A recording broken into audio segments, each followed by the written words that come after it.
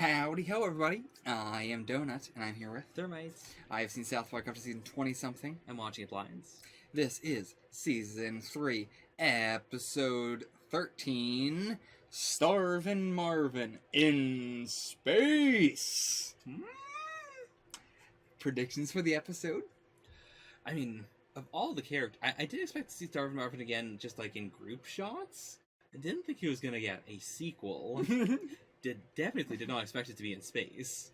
If you're gonna do a sequel, it's gotta be in space. The only other space people we've really seen have been the visitors. So maybe he'll get abducted, and then they gotta save him. We had the tiny alien that came in during the Halloween episode. Oh yeah. Or was that... No, that was all a dream, right? Was Halloween episode dream? No, that was the... I'm not sure if that was the Halloween episode, actually. I think that was the that was just... City on Edge of Forever. Yeah, that one was all a dream. Yeah, that was all a dream. Halloween, I believe, was very canon. Yeah. I was thinking that happened during the Halloween episode, but no, that happened during City on the Edge of Forever, which was all a dream. So never mind. Mm-hmm. Tiny alien, not canon. No, tiny alien canon. No, the tiny alien, didn't that happen in City on the Edge of Forever? Or am I incorrect? Did it happen in the Halloween episode? I thought it happened on the Halloween episode. Oh, maybe it did. Which, not the first one. No, because the first one's the zombie one. Yeah. Second one we just watched. Yeah. Which was not Tiny Alien. Wait, was the second one not Evil Cartman? Oh, yeah, I guess. Did we get the Halloween opening for that one? I believe so. Oh, I guess we did. Then, yeah, never mind. I'm wrong. We have got, yeah of course, we're in the third season, so yeah, we would have gotten the second Halloween episode. Yeah. Huh. I don't know why I didn't register that as even being a Halloween episode. I didn't even talk about it like so that spooky. in discussion. Either way, so predictions for the episode, actual predictions. Marvin gets abducted. Marvin gets abducted. Okay. That's all I got. That's all you got. Okay. If you want to see the full length of this episode, check it out on the Patreon, $8 a month. Mm-hmm. Oh boy. Marklar, this is Marklar. Approaching Marklar. Proceed with Marklar. And No, I hate this. Marklar.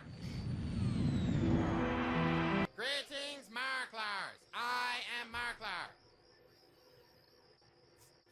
Oh boy. I come in Marklar. Oh, Marklar. Jeez. No one's ever told this alien story. Come to Earth and just eaten by lions.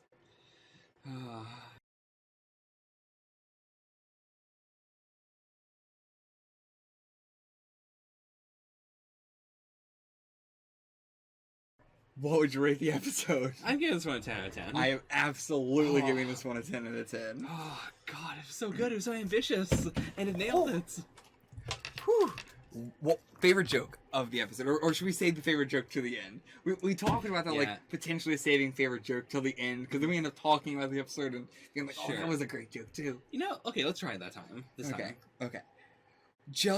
Okay. Where do I even start? Okay, let's start with, like, a bit of a meta thing. Okay. Trey and Matt, like, don't consider this to be an episode of South Park. Okay. In the same way that they don't consider Terrence and Philip Not Without Hyannis to be an episode of South Park. Okay. There are, it all has to be under the South Park name, because that's just how television works. Yeah. But, like, in their mind, this is the second episode of Starving Marvin. Okay. And it's all in the same universe of the show South Park. But, like, they do like to do that. They'll put the title up on screen, usually. Sometimes they'll do it otherwise, but for the most of the time, I feel like when they put the title up on screen, it's like that is this, the episode of this show as opposed to South Park. Okay. Sort of like, show within the show sort of thing. And yeah, like this is, I like the Starvin Marvin, the first one. This one is, like the first one was definitely more just like an episode, but this is, playing it up like as a big movie sort of thing. Like, yeah, this felt like a movie plot. It did. It was great. It was it was so well paced. So many jokes a minute.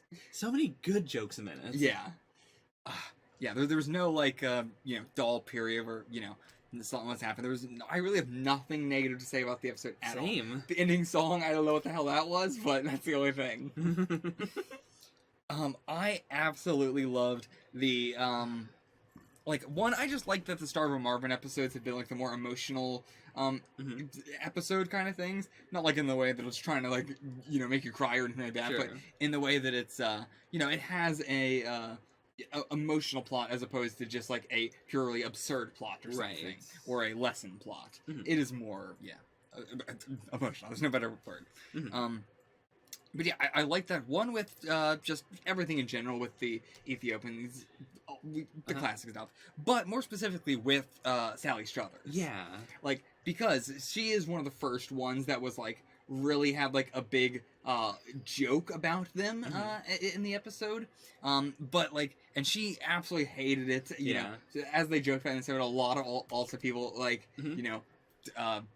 Not that like it was like the majority of people didn't like it or anything, but you know, some people were like, "Oh, that was mean," blah blah. Right. But like the whole point, as they said back in that episode, like when they were like, you know, asked about it and stuff, that it's their they think that what Sally Struthers is doing is a very good job. They just find it very funny that it is this really fat woman on screen with all these really skinny people. It's just a really funny joke. Yeah. And yeah, like it goes so hand in hand with last episode of just like you gotta learn to take some jokes in stride, Right. And it really, I appreciate the you know the celebrities that can take that, you know, can recognize when it's like they don't hate, like this is not them hating me, which they have, like, you know, Barbara Streisand has every right to say like, oh, that was very mean. Yes, it was supposed to be mean, Right. but yeah, a lot of other ones, it's not supposed to be mean. You can have a joke and have it just be a funny joke, and it can be mean-spirited, but that doesn't mean it's mean. I don't even want to say it's mean-spirited. It's just like, you know, you can make fun of somebody and have it not be mean. Okay. I don't think that's, I think this episode was a really good way to do that by like quadrupling down on the joke with Sally Struthers, but also like having her come out looking good in the end. Yeah. Bizarrely.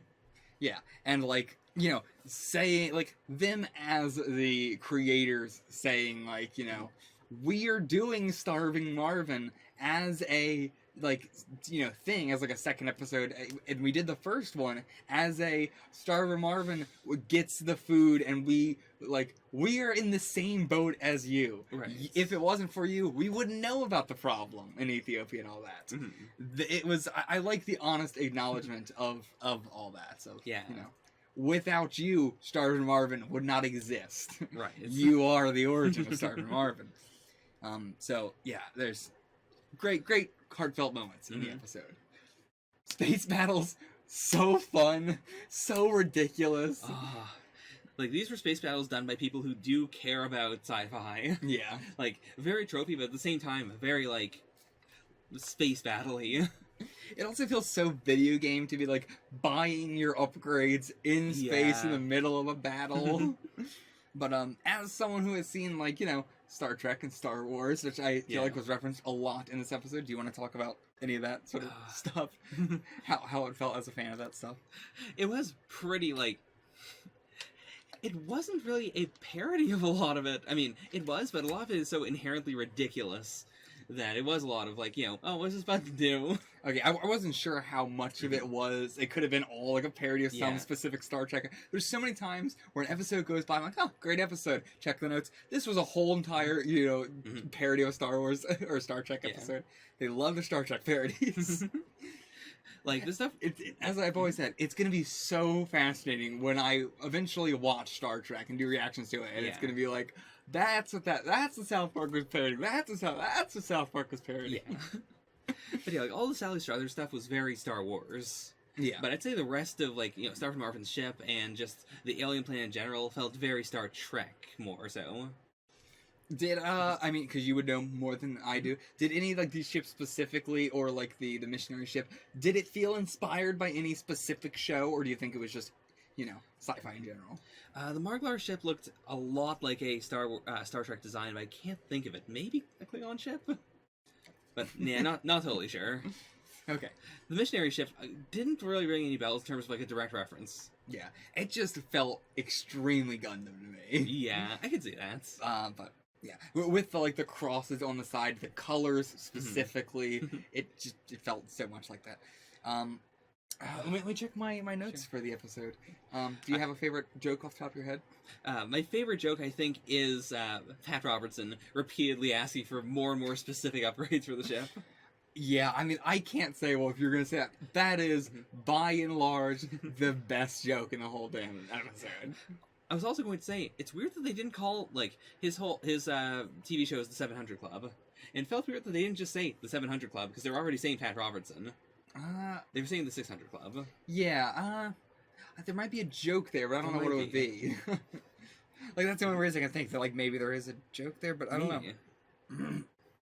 Also, CBC was a weird acronym because I don't know if there is a Christian broadcasting channel, but in Canada, the CBC is the Canadian Broadcasting Channel. Oh, really? So that was a big, like, I know there's no relation, but it feels really weird to see this acronym. I did not, I don't know if there is a CBC in, not that I know off the top of my head. So, this episode didn't have, like, or it had a cold open and no credits. Mm-hmm. Because we just did, it starred Marvin in space. It's not South Park. Yeah. But yeah, so the first time we got that. Mm-hmm. Because we've already had an episode without the credits, which was Terrence and Phillip. Right. But this is the first one with a cold open and no credits, because there is a cold open and there is a cold open and credits, but I guess what they mean is not the South Park title theme. Okay. Like there is a cold open. Well, no, because Terrence and Phillip did have. Yeah, it started with as just. Well, no, because it went previously on Terrence and Phillip and then straight into it. There was no cold open there. Okay. Yeah. Okay. So I guess they're saying this is the first time there is a cold open, and it's not going straight into the episode. Right. There's a cold open title, then the episode. Okay. I mean, and you can easily kind of tell what is a cold open just by how it feels. Yeah. But yeah. So that's really it. There's not a whole lot of notes for this episode in general. Okay. Just that, yeah, it was just something they wanted to do just because they like this kind of stuff, doing the special episodes that are primarily about another character, but just like featuring the other characters. Yeah, I thought it was. I mean, also just some big world stuff. Yeah. There's an alien planet now. Yeah. Presumably all Ethiopians now live on that planet. Ethiopians are on that planet, yeah. Like that is canon. The Hutts are canon. Hutts are canon. I don't know what is going on in Sally Struthers now. Is what she's doing? Is it racist? Because she looks like a Hutt, but she's not a Hutt. I think the implication is that she's become so like you were saying, like why is she speaking like that? Because it is the Hutt language. She has gotten so fat that she has transformed into a Hutt.